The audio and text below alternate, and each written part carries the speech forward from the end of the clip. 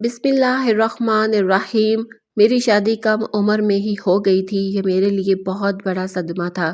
اگر یہ کہوں کہ اس دکھ نے میری کمر توڑ کر رکھ دی تھی تو یہ غلط نہ ہوگا۔ شادی کے 8 برس بعد میرے شوہر ہارٹ اٹیک سے انتقال کر گئے۔ ان کے انتقال کے بعد سسرال والوں نے مجھ سے منہ موڑ لیا اور یہ کہہ کر گھر سے نکال دیا کہ ایک منحوس عورت کی ہمارے گھر میں کوئی جگہ نہیں۔ میں بہت روئی، گڑ گڑائی اور منت سماجت کی کہ اگر مجھے قبول نہیں کر سکتے تو کم از کم میری بیٹی کو ہی رکھ لے۔ آپ تو جانتے ہیں کہ عالیہ میرے شوہر کی جان تھی، مگر شاید ان لوگوں کو یہ بھی یاد نہ رہا کہ انہیں بھی ایک دن اللہ کے سامنے جواب دینا ہے۔ جو کچھ وہ میرے ساتھ کر رہے تھے اس پر اللہ ان سے ضرور سوال کرے گا، تب وہ کیا جواب دیں گے؟ میں نے ہزاروں نہیں بلکہ لاکھوں منتیں کی، مگر انہوں نے ایک نہ سنی اور میرا اور عالیہ کا ہاتھ میرے ہاتھ میں تھما کر مجھے دھکے دے کر گھر سے باہر نکال دیا۔ میرے پاس کوئی اور راستہ نہ تھا، اس لیے میں اپنے والد کے گھر واپس آ گئی۔ میرے 3 بھائی تھے اور 3 بھابیاں اور ان کی اپنی اولاد بھی تھی۔ میرے والد کا انتقال ہو چکا تھا، میرے ساتھ سلوک اچھا نہیں تھا۔ بھابیوں نے تو مجھے انسان سمجھنا بھی چھوڑ دیا تھا۔ تب میں نے کہا کہ میری بیٹی کی کفالت کی ذمہ داری میرے سر پر ہے۔ شکر ہے اللہ کا کہ مجھے ہر ماہ پینشن کے پیسے مل جاتے ہیں، اس لیے تم لوگوں کو فکر کرنے کی ضرورت نہیں۔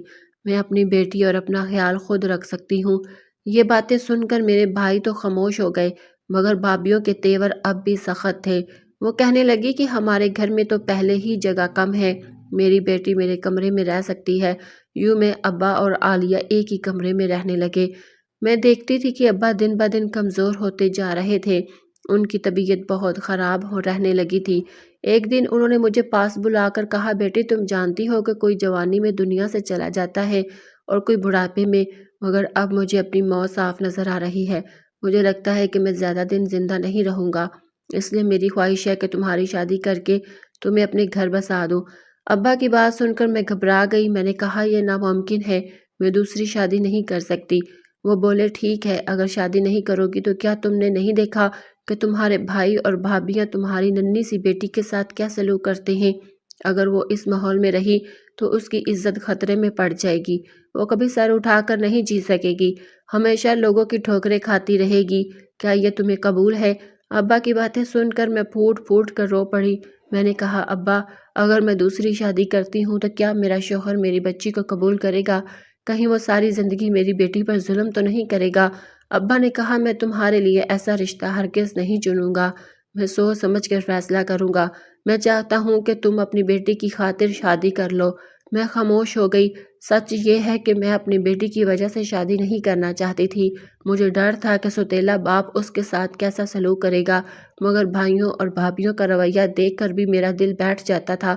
آخرکار ابا نے مجھے بہت سمجھا بجھا کر راضی کر لیا اور ان کے انتقال سے صرف 2 ہفتے پہلے میں جنید کی بیوی بن کر اس کے گھر آ گئی۔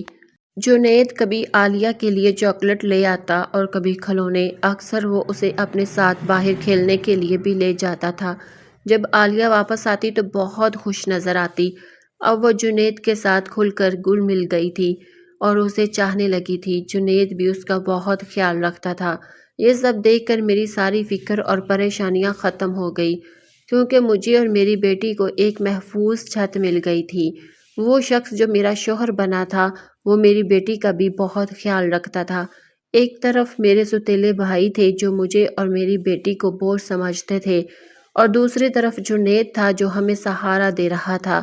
جب جنید ہماری زندگی میں آیا تو اس نے عالیہ کو ایک بہترین اسکول میں داخل کروایا اور ہر طرح سے اس کی دیکھ بھال کی۔ وقت گزرتا گیا اور میری بیٹی جوان ہو گئی۔ اس کی خواہش تھی کہ وہ ڈاکٹر بنے۔ یہ بات میں نے دل ہی دل میں قبول کر لی تھی، مگر میں خود بھی یہی چاہتی تھی کہ میری بیٹی ڈاکٹر بنے۔ میں نے یہ بات جنید سے کی تو اس نے کہا، تمہیں فکر کرنے کی ضرورت نہیں۔ اس نے کہا، تمہیں فکر کرنے کی ضرورت نہیں، میں اور میرا کام موجود ہے۔ میں نے کہا، جنید ڈاکٹر کی پڑھائی بہت مہنگی ہوتی ہے، ہمارے پاس اتنا سرمایہ نہیں، پھر ہم کیا کریں گے؟ اس نے جواب دیا، پھر فکر کس بات کی، میں عالیہ کو ضرور ڈاکٹر بناؤں گا۔ جنید نے جیسا کہا تھا ویسا کر دکھایا۔ مجھے نہیں معلوم کہ اس نے پیسوں کا انتظام کہاں سے کیا اور کہاں سے لایا، مگر اس نے عالیہ کے تمام اخراجات برداشت کیے۔ آج میں فخر سے یہ بات کہہ سکتی ہوں کہ میری بیٹی میرے شوہر کی وجہ سے ڈاکٹر بن گئی ہے اور ایک بڑے ہسپتال میں باقاعدہ ملازمت کر رہی ہے۔ میں خوشی سے زمین پر قدم نہیں رکھ پا رہی تھی۔ مجھے لگتا تھا اب زندگی میں مجھے سب کچھ مل گیا ہے اور اب کوئی پریشانی باقی نہیں رہی، مگر ہمیں کیا معلوم تھا کہ آنے والا لمحہ ہمارے لیے کیا لے کر آ رہا ہے۔ ایک شام میں چارپائی پر بیٹھ کر سبزیاں کاٹ رہی تھی کہ عالیہ میرے پاس آ کر بیٹھ گئی اور کہنے لگی، امی میری زندگی میں ایک کمی رہی ہے جو آپ اور ابو کبھی پوری نہیں کر سکے۔ یہ سن کر میں چونک گئی۔ میں نے کہا، ہم نے تو ہمیشہ کوشش کی ہے کہ تمہارے لیے ہر چیز کا انتظام کریں اور تمہاری ہر خواہش پوری کریں۔ تم خود بتاؤ وہ کون سی چیز ہے جو ہم تمہیں نہ دے سکے؟ عالیہ نے کہا، امی میری ایک بڑی خواہش تھی کہ میرا کوئی بہن یا بھائی ہوتا، مگر یہ خواہش کبھی پوری نہ ہو سکی۔ اب میں ہاتھ جوڑ کر آپ سے گزارش کرتی ہوں کہ آپ میرے لیے کوئی بہن یا بھائی اس دنیا میں لے آئیں۔ یہ سن کر میں ہنس پڑی اور کہا، تمہیں کیا ہو گیا ہے؟ اب تو میری نانی بننے کی عمر ہے اور تمہیں مجھے ماں بنانا چاہتی ہو؟ وہ بولی، نہیں امی، مجھے ضرور چاہیے۔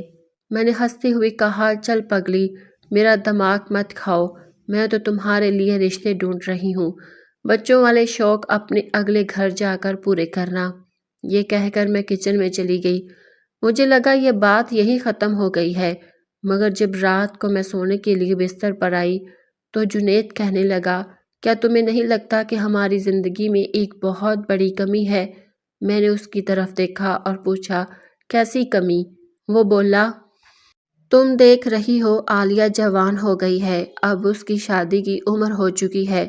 یہ بات سن کر میں حیران رہ گئی کیونکہ میرے شوہر نے اس سے پہلے کبھی ایسی بات نہیں کی تھی۔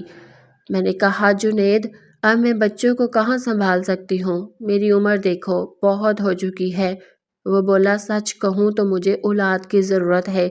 اگر تم مجھے اولاد نہیں دے سکتی تو مجھے دوسری شادی کی اجازت دے دو۔ میں وعدہ کرتا ہوں کہ تم دونوں کے درمیان کوئی فرق نہیں رکھوں گا۔ جیسے دوسری بیوی کو کھلاؤں گا ویسے ہی تمہیں بھی کھلاؤں گا، اور جیسا اس کے لیے کپڑے ہوں گے ویسے ہی تمہارے لیے بھی ہوں گے۔ بتاؤ، کیا تمہیں یہ منظور ہے؟ میری آنکھوں میں آنسو آ گئے۔ میں نے پوچھا، جنید، کیا تم نے اپنے لیے کوئی لڑکی ڈھونڈ رکھی ہے؟ وہ بولا، نہیں، میں نے ابھی تک کوئی رشتہ تلاش نہیں کیا۔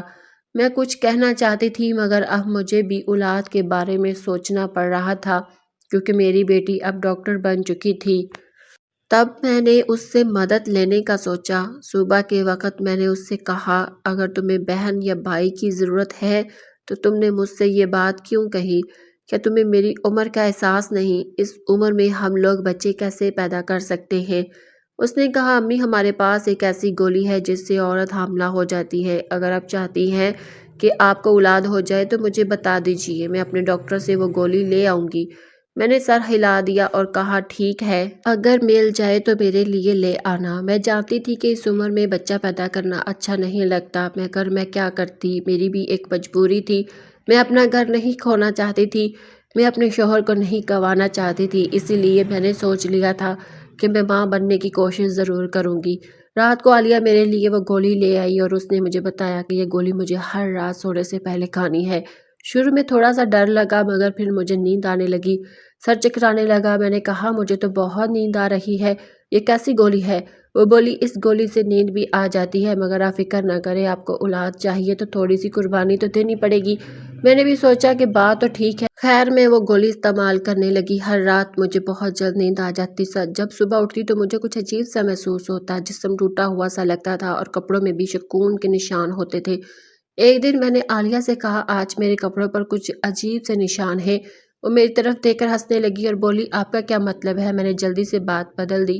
اس نے کہا، مجھے نہیں معلوم، آپ یہ بات ابو سے پوچھ لیجئے کیونکہ میں تو اپنے کمرے میں سو رہی ہوتی ہوں۔ میں نے یہ بات جنید سے بھی ذکر کی۔ میں نے کہا، جنید، میں رات کو بہت جلدی سو جاتی ہوں، کہ آپ کو کسی قسم کی کوئی پریشانی تو نہیں ہوتی؟ پہلے تو میں آپ کے لیے چائے بنا کر دیتی تھی مگر اب تو میں بہت جلد سو جاتی ہوں۔ وہ بولا، اپنی اولاد کے لیے اگر چائے کی قربانی دینی پڑی تو دے سکتا ہوں، تم جلدی سو جاتی ہو تو مجھے اس میں کوئی پریشانی نہیں ہے۔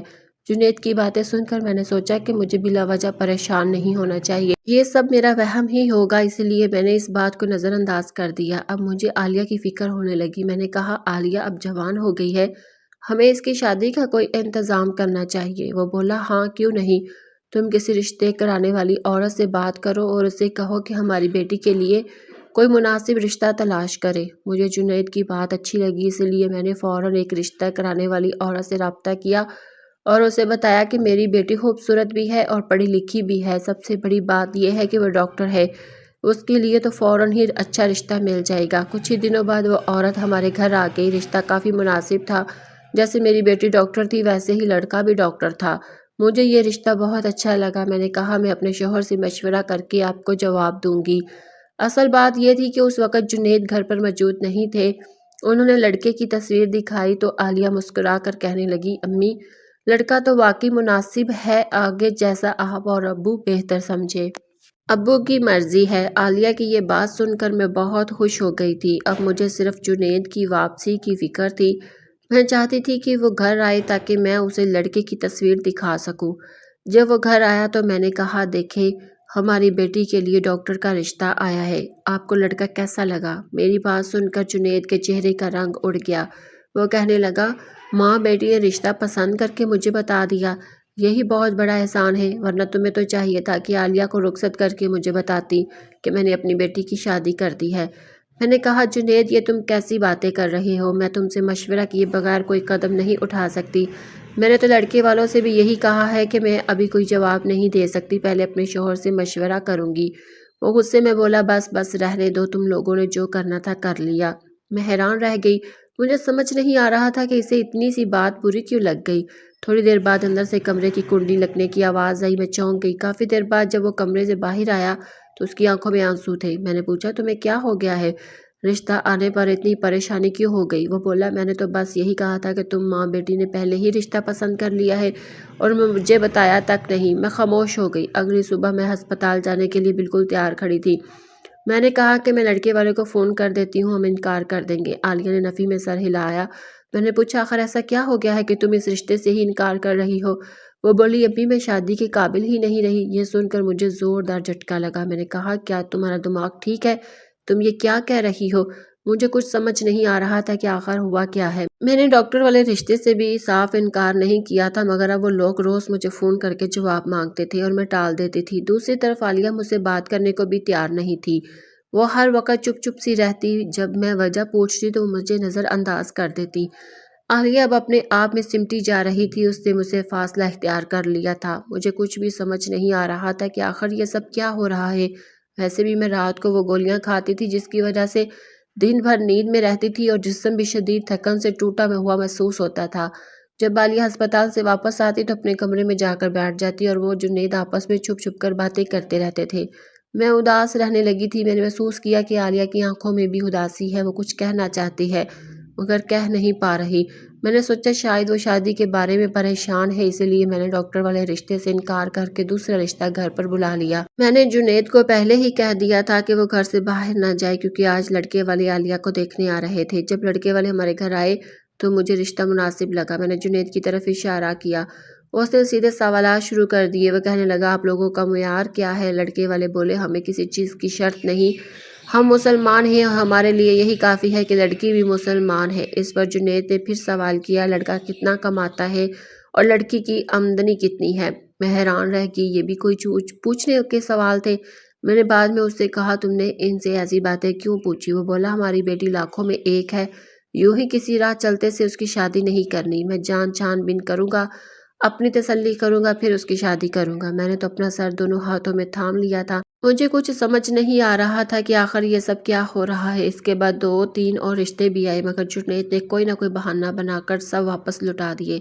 اب مجھے دال میں کچھ کالا نظر آنے لگا تھا۔ میں نے دل ہی دل میں فیصلہ کر لیا تھا کہ میں ہوش میں رہوں گی اور ہر بات پر نظر رکھوں گی، مگر یہ کیسے ممکن تھا جب میں خود، کیونکہ میں نے وہ دی ہوئی گولی نہیں کھائی تھی اس لیے آج رات میں نے وہ گولی نہیں لی۔ خیر آج بھی مجھے وقت سے نیند آ ہی گئی تھی، مگر آدھی رات کو میری آنکھ کسی کی بات کرنے کی آواز سے کھلی۔